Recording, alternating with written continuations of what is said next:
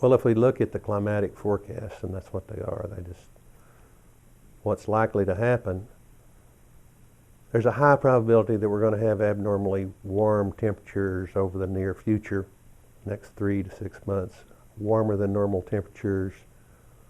And the precipitation is a coin toss. It's equal chances above or below normal precipitation. I believe I looked at the monitor this morning, and about 36% of the state could be said it's out of drought, but the rest of the state is not. The high plains, much of the western rolling plains, virtually all of far west Texas remain in significant drought. We know the areas of the state that haven't had significant rainfall have to have a lot more rainfall before they can get back to normal. This is not over.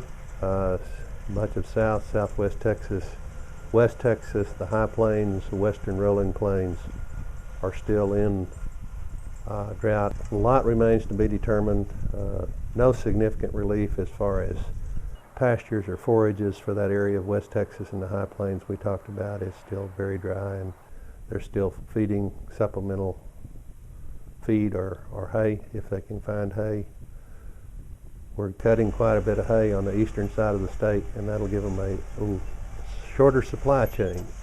We've got an excellent wheat crop through much of the eastern rolling plains. The Blacklands as good a crop as I've seen in 15 years or so.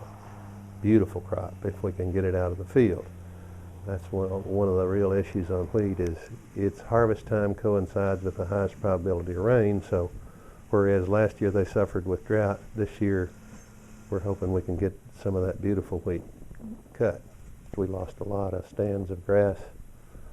We certainly don't encourage anybody to restock if they don't have plenty of grass, and they need to go out and evaluate their forage supplies. Has the grass begun to regrow? Have you got good cover? Is it well established before they pull the trigger on restocking? So that's how the effect of one really horrific year of drought can affect multiple years. If you can't restock, then you can't have income coming in from your cattle herd, and it trickles up from that point through the economy of the state.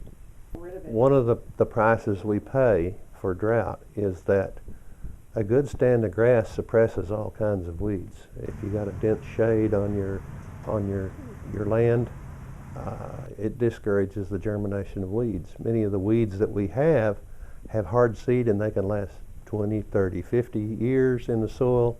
And when you have a major drought like that and they kill your grass off, then you're going to have weeds come.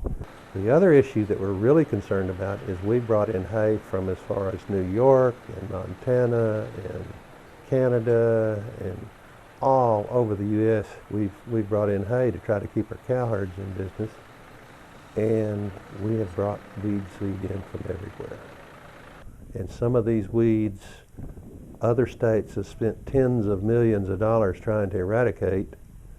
We haven't found like the spotted spurge and knapweed and that kind of thing, but I have a suspicion we may have brought some in. I'm advising cattle operators to look very carefully for weeds they don't recognize, and maybe get a hold of their county agent if they see something that doesn't look right.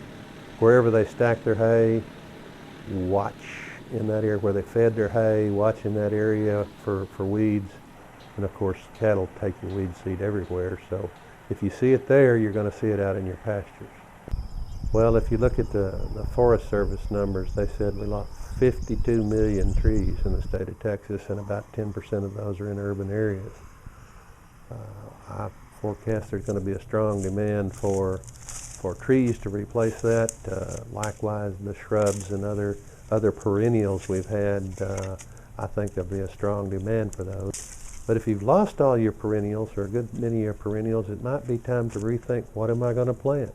Am I going to plant something that takes babying and a lot of moisture? Or am I going to take this opportunity to plant a more hardy, maybe a native type species that can survive under more adverse conditions? So water's really the most precious resource we have, and we found out how finite it was in just 1 year of drought.